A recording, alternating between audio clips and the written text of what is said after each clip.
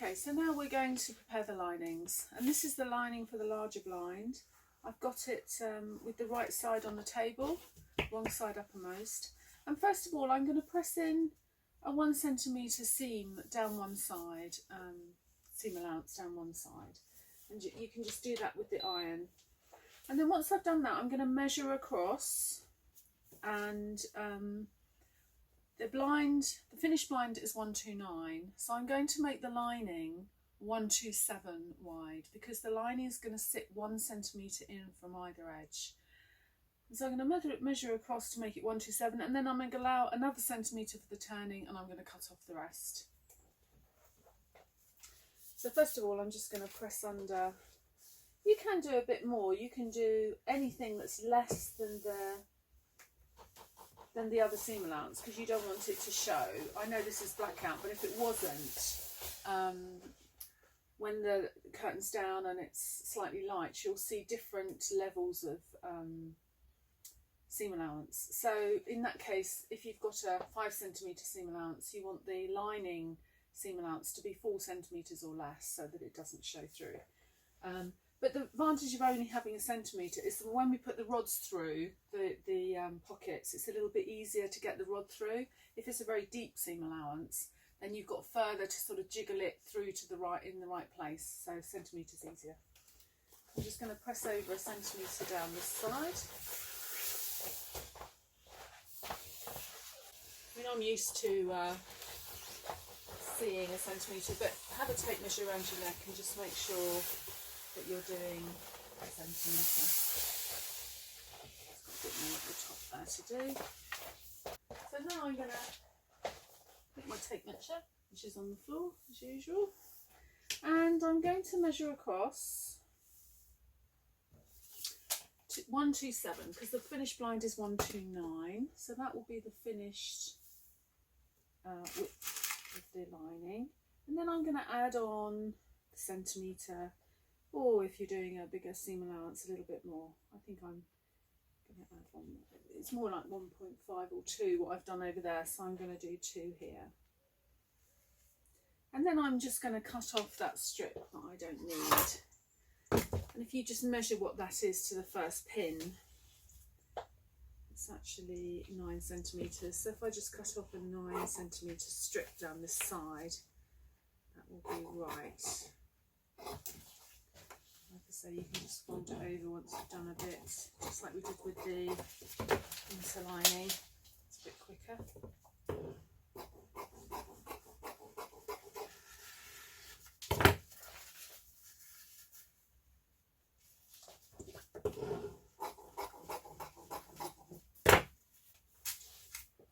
But this time, as I'm going along, I'm going to fold it over so that it measures 127 on the fold, and then I'm just going to pin it. I'm just going to keep doing that at intervals, and then I'm going to press it. So I know it measures 127 all the way up.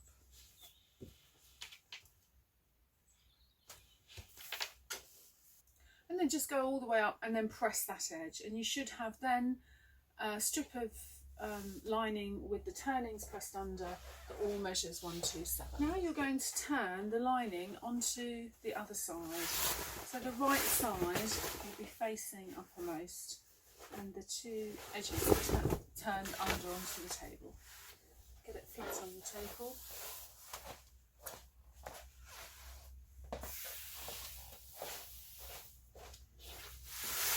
Just turn it around so that edge looks just like straight edge, straighter edge than the other one. Okay, so then get your diagram, and on the diagram you've plotted out where your folds are going to be. Now the first rod will go in this instance, this is a larger blind, it goes 12 centimetres is where the first rod's going to be, and then every spacing after that is 24, and the final one is 24 plus the 5 at the top, which is going to house the cassette or the batten. So basically we need a rod pocket at 12 centimetres. So, and each rod pocket is going to be 4 centimetres of fabric. So to the top of the fold of the pocket it will be 2, and down the back it will be 2. So if you imagine that where you're going, because what we're going to do is we're going to create folds in this fabric and we're going to machine along 2 centimetres down to create a rod pocket. So if you measure, I think measure's vanished again. Here's one. So if you, first of all, if you measure up the first, so that you can get this your head around this, if you measure up from the bottom the 12 centimetres and put a pin in, that is where you want the machining to be of the pocket. So in other words, you've got 4 centimetres above that pin that's going to create the pocket that the rod will go in. So to the top of the fold of the first pocket is going to be 10 centimetres plus 2 centimetres, and then there'll be 2 centimetres going down the other side, and then you'll have the next gap till the next. So basically you want to put a line in at 14 centimetres. So if you measure 14 centimetres from the bottom, which is the 12 centimetres plus the 2 centimetres to the top of the pocket, and you do that at intervals across your blind all the way along.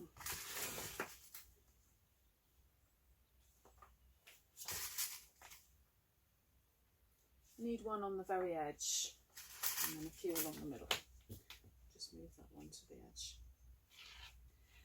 Now if you imagine between that position and the next position, you've got 2 centimetres that is going to be the back of that pocket, then you've got your gap, which is 24, and then you've got 2 centimetres to the top of the next pocket. So it will be the 24, which is the gap, plus 2 centimetres, which is the back of that pocket, 2 centimetres, which is the front of the other pocket. So it would be 28 centimetres between that pin and the next pin, which is marking the top of each rod pocket. So if I put 28 on the last pin and I put the pin in the top of my tape measure, so put your tape measure on 28 on your pin and use the metal top to mark where the pin is. And you're going to plot these out all the way up the blind. I've got 1, 2, 3, 4. I've got 5 pins in across this width, and this is 130 wide. So you know, that's the sort of amount of spacing you need from the pins. You need enough to be able to fold it in a moment. So every pocket now is going to be 28, and I've got to plot for 4 rods. So this is the 3rd one.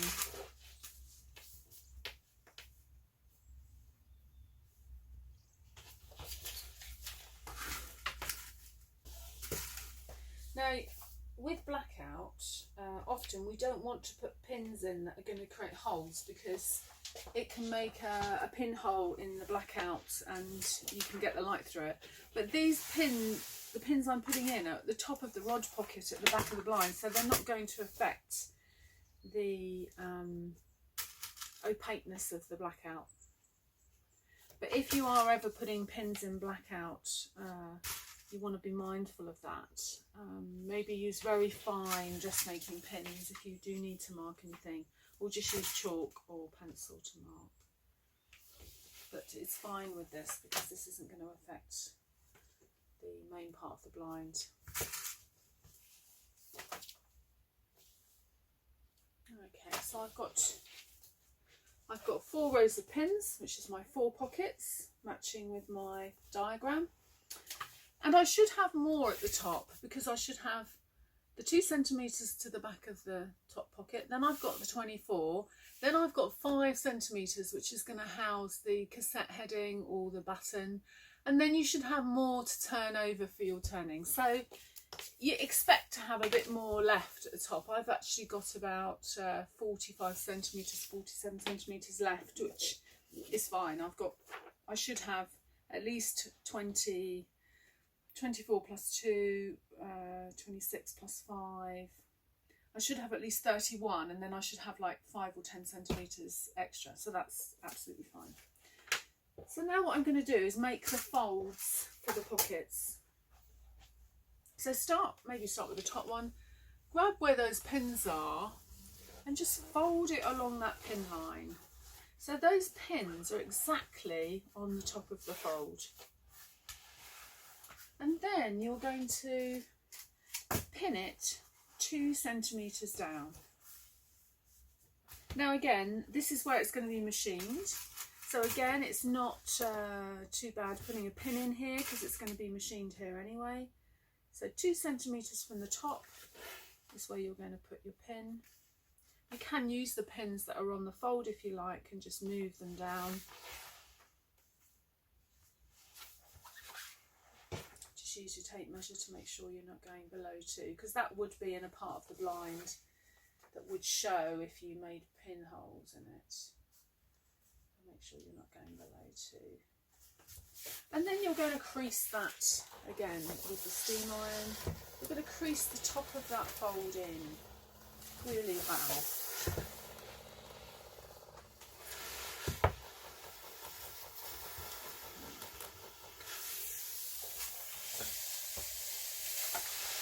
And then go to the next one. And you're going to do that all the way down. And then basically we're going to be machining those rod pockets in. And at that point you can use a 2 centimetre marker on your machine to be absolutely exact. You do want to be precise, because if you take more than 2, you're making your lining too short to match your blind. And if you make the pockets shallower, then the spacings become all incorrect and the blind won't fold up perfectly. Everything, like I said before, it's got to be very precise in order for it all to pleat up and look absolutely perfect.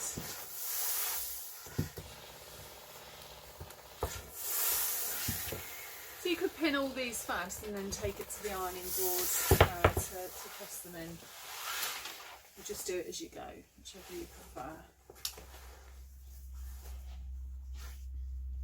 So I'm going to go ahead and do all these now, and I'm going to do them all on my other blind, and then I'll take you to the machine and show you how to machine those rod pockets in. So now we're at the machine ready to sew in the rod pockets, and we're going to use the 2 centimetre marker on the machine. Now it's a good idea to put a bit of washi tape, low tack tape on the 2 centimetre marker, because that will help you to see it.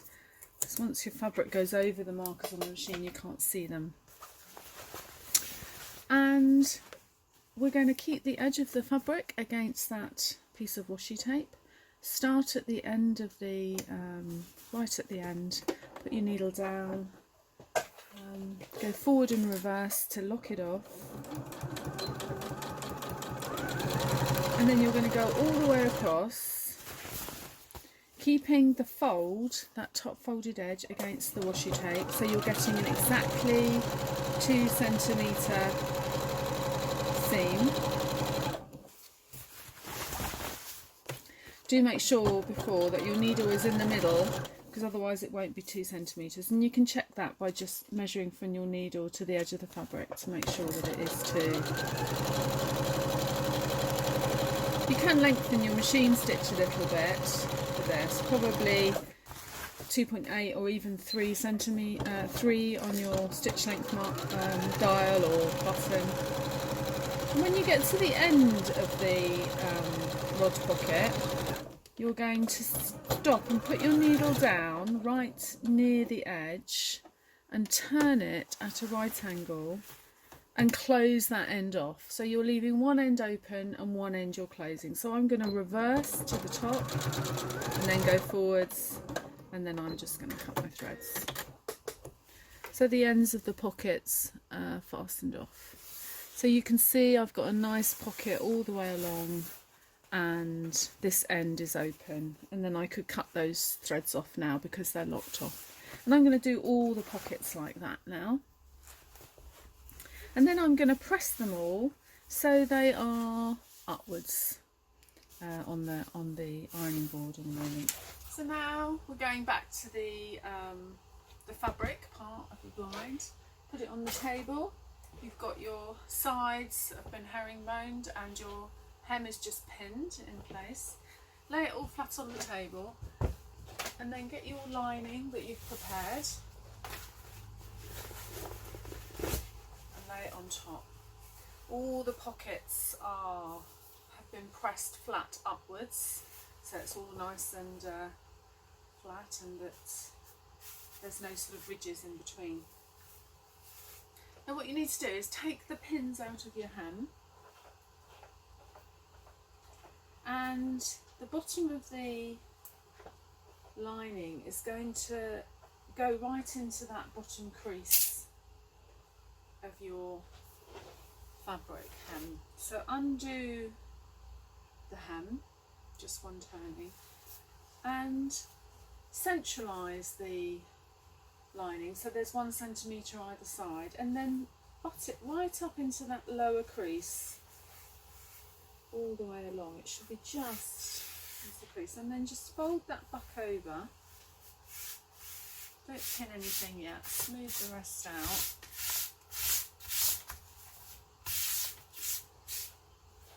Make sure you've got roughly 1 centimetre in from either edge.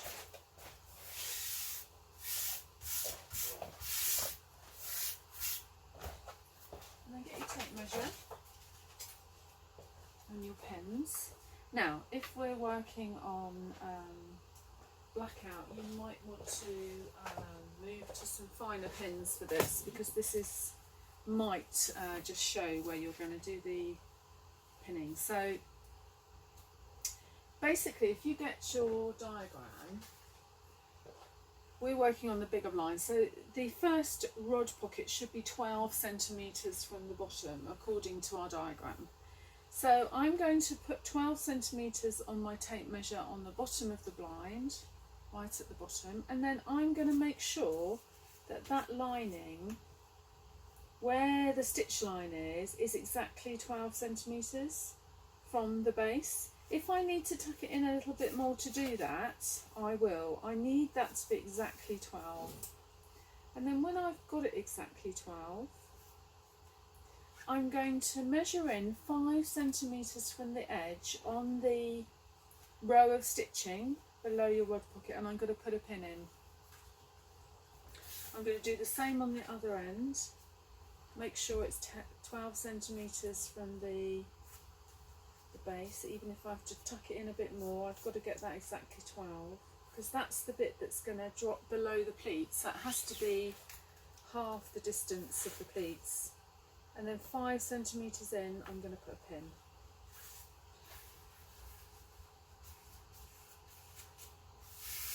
Now, depends how many cords you're going to have. I would think with this we're going to have 4 cords. One there, and 2 in the middle. So I'm going to divide from where my pin went in at that corner and where my pin went in at this corner. I'm going to measure it, and it comes to 119. And I want 2 more places where the cords are going to go. So I need to put pins in at thirds of 119. So if I divide 119 by 3, it will be every 39.66 centimetres. So 39, so it's kind of about there. So I'm going to put a pin in, and then I'm just going to make sure that it measures 12 again. It doesn't, so I'm going to drop it down, pull it down until it does. At that point, it's better. Get my pin back in. And I'm going to do another one on that pin, the 39 thing, and then just make sure that final measurement is the same. Yeah, it's fine. And then I'm just going to make sure again this measures 12. I need to pull it down a bit just to make sure it does measure 12.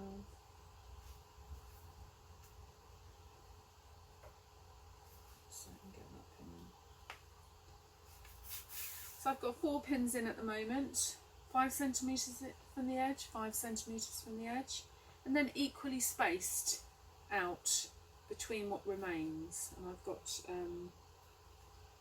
1, 2, 3, 4 at the moment. Now I'm now going to put some in between these, so I'm going to measure where my pin went in to where my pin went in, see what that measures. It measures, well, measures 39.6. So we need to do halfway, which is 19.8, so nearly 20. So I'm just going to put my pin in there. I'm just going to measure down to make sure it's 12. It's still 12, and I'm going to do the same there.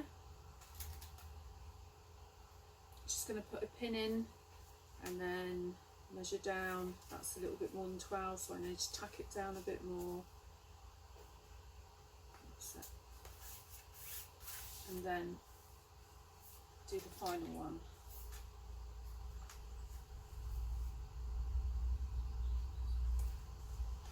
And then once you've got that, you can pin the hem back in, because you're at 12, so make sure it's at 12, and just go along and just pin it all the way along. Basically below the pins, keeping it at 12 centimetres, or whatever your measurement is, obviously. But again, you've got to be very accurate.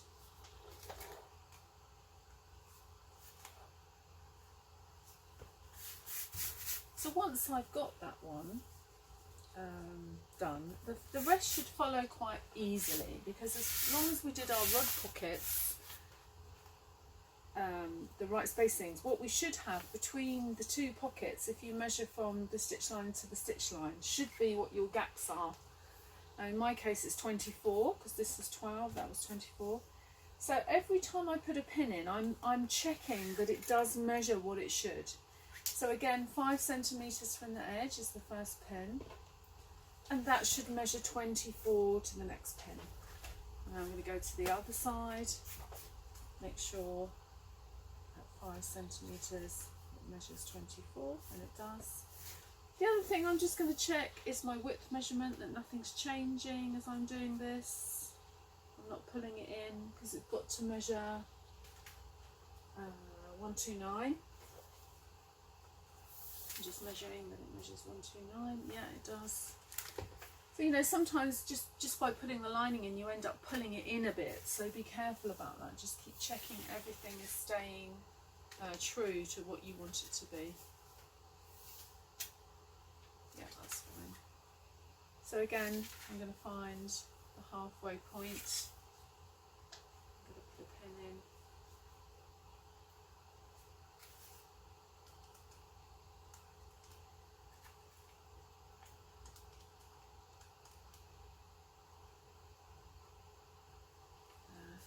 And then again, I'm going to measure down to make sure it's 24. If I'm happy, then I can put my pin in properly. And then I'm going to make one between those two, and then in the middle of those. So I'll end up with, and basically it depends. I mean, I've got pins every, let's see, about 20 centimetres between each pin, which is about right, because all these are going to be stab stitches through the material to hold the lining onto the fabric. There's no machine rows on this. You don't see anything from the front except a flat panel of fabric. You do see it done with machine lines, but that's not such a professional way. If you use Roman blind tape, you have to machine it on, so you have a machine line going across. You can machine it onto the lining and then stab stitch it as well, I guess. But this is the traditional way that we make blinds. So I'm going to go ahead and plot all this on my blind. So I'll have all the pins all the way up, and then I'll just pin it across the top to hold that lining in at the top. And then I will show you how to finish off the sides, do the stab stitching and the hem. And then all we've got left to do after that will be putting the Velcro on the top and cording it. So now we've got all the lining pinned on, with all the places that we're going to do the stab stitching all the way across on every rod pocket. We've got the hem pinned in place, and you might want to put a few pins down the side, just in between the rod pockets along here, because this is we're going to be hand stitching these edges down as well. So the next thing to do is stitch down the sides, and we use a slip stitch for that. We're going to use the strong thread again. And basically you want the stitch to be pretty invisible. All you're going to see is a tiny little dot every time you do a stitch. Just a note on the distances that we did these spacings.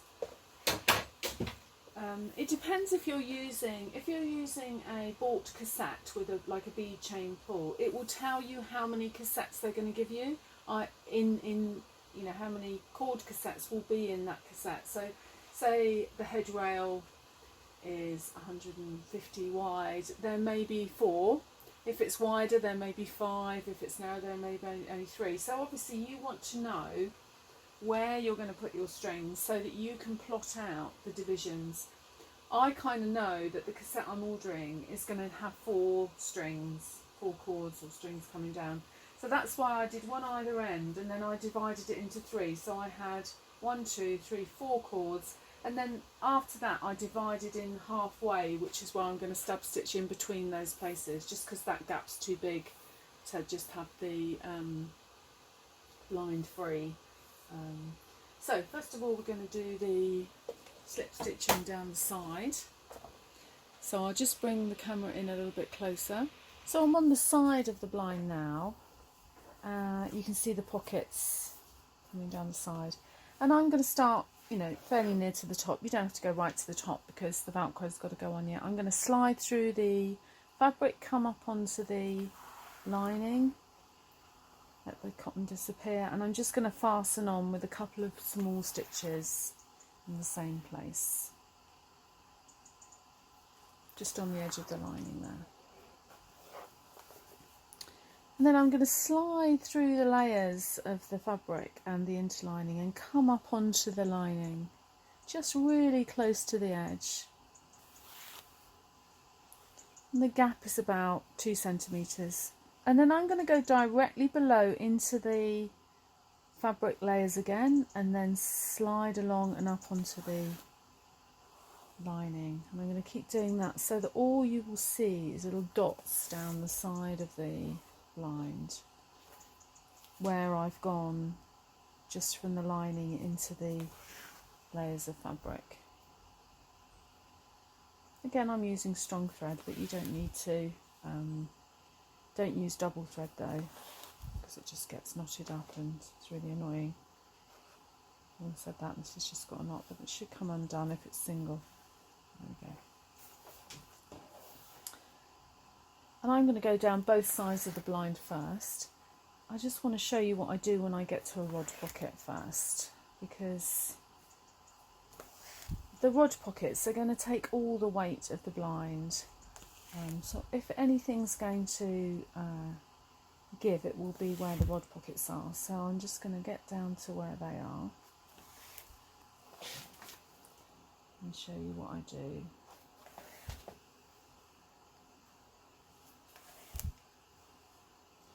I've just come into the pocket now and just moved it back. And now I'm going to make sure that I do stop at the base of the pocket, even if you had to do a smaller stitch. And then I'm going to do 2 stitches there, just to make it really strong. Give that rod pocket something to really hold on to, because that's what it's going to be pulled from. And just every time you get to a rod pocket, just make sure you stop at the base of the pocket, do 2 stitches in the same place, and then just carry on. So most of a Roman blind professionally is done by hand.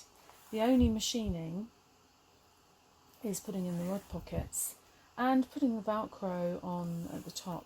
But again, it won't be visible machining from the right side, it's all hidden behind. The rest is all by hand. So it's quite fun if you enjoy hand sewing, and quite mindful, very stress relieving, I think. So I'm coming to another pocket, so I'm just going to make sure I stop at the base of the pocket, do a couple of stitches there before I carry on. So I'm going to do both sides of the blind now, and then I will do along the hem, and then we'll do the stab stitching. So I've hand stitched down either side, and now we're going to do along the hem. So this is the end where all the rod pockets have been closed, so I'm going to close this end of the blind first, and I'm just going to start at the top and just go down. It's easier to do it this way than to start at the bottom and go up, to be honest. And then I just go back along the top. So just fastened it a few stitches in the same place. We're going to slide through the fabric up onto the top layer, just like you did down the side, and then again drop down into the fabric directly below and pull that taut. So you're drawing the two edges together all the way down to the base.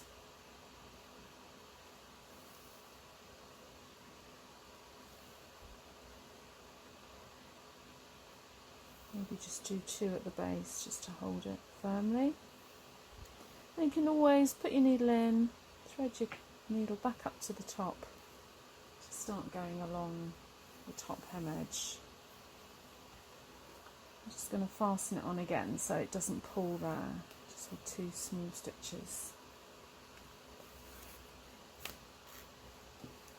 And then to go along the hem, again I'm going to slide into the lining and then up onto the hem, and then wherever I come up onto the hem I'm going to go directly down into the lining again, slip through the layers, not onto the right side of the fabric obviously, and probably about every 1.5, 2 centimetres is okay. So you'll just end up with little dots going along, and you won't see anything on the right side. You haven't gone through to the right side. You just go along the whole of the hem. Just call this a slip stitch. And really I'm going through the lining and the interlining, but not the fabric at the back, and then coming up onto the thick layers of the hem. Take the pins out as I go. Obviously they're all just holding it in place to make sure that stays that 12 centimetres. Once I get to them I can take them out.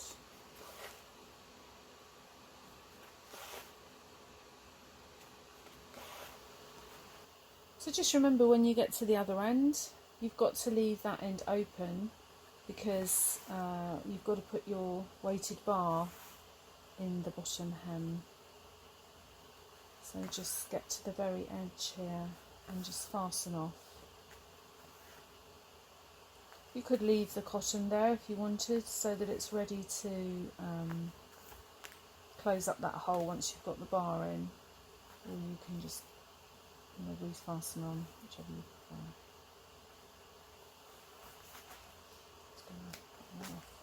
So that end's still open in order to put the rod in, as is all the rod pockets in the lining. So the next thing we're going to do is the stab stitching, and basically the stab stitching is going to be where every pin is across the whole blind, and it's all done by hand. But each end and at thirds there's also going to be a ring sewn onto the top of the rod pockets. So I'm going to get my rings ready, because we can do that at the same time. So first of all, wherever there is a pin, before you take the pin out, slide your needle in through the layers, come up exactly where the pin is, let the cotton disappear, take the pin out holding the fabric, fasten onto the upper layers with 2 stitches, and then you're going to take your needle directly through where that pin was to the other side, And you're going to do one tiny stitch just to hold those layers together. And then you're going to do 2 more small stitches just to lock that off. And you could go through the loop as well to make it strong. And then if this is not where there is a ring, you can just slide it through and cut it off close to the fabric. But as there's going to be a ring on the top of here, I'm just going to slide up now to the top of that rod pocket. Can you see I haven't gone through the fabric? And then I'm just going to fasten on at the top here. This is just what I do because it saves time. I mean, in books they just show you doing all the stab stitching and then sewing all the rings on separately, which of course you can do. I think this saves time. So I've put a ring, a transparent ring, and I'm just holding it against the edge, and I'm going to over sew it maybe 4 or 5 times, make it really strong. Again, this is strong thread. And I'm going to pull the ring up, and I'm going to fasten off behind the ring. Do 2 or 3 stitches in the same place and maybe go through the loop. And then slide your thread through the layers of the pocket and just cut it close and it will be hidden inside.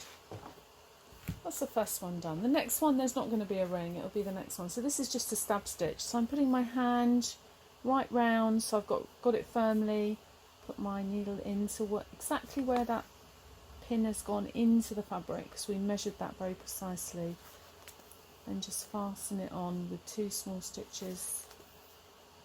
And it's quite strong. You can take the pin out now, go directly through the fabric, all the layers through to the back, just a tiny stitch. If you've got a very dark colour fabric, obviously you're going to have to use the colour of the fabric, but most curtain fabrics are kind of beige or cream based or white based, so cream or white strong thread is fine. But if I didn't have this fabric, I say I had a dark purple fabric, I would be using just normal cotton and doing it more often. So what I would do, if it's normal cotton, I would go through maybe 2 or 3 times doing a small stitch, because obviously the normal thread isn't going to be as strong as this. Now I've fastened that one off, so I'm just going to slide it through the layers, pull it up and just cut it off, and it's hidden. So now it's attached in 2 places right through everything, and we're just going to keep working along doing that. The next one has got a ring, then it won't be a ring, then it'll be a ring, won't be a ring, and then a ring. So I'm going to do that across the whole blind.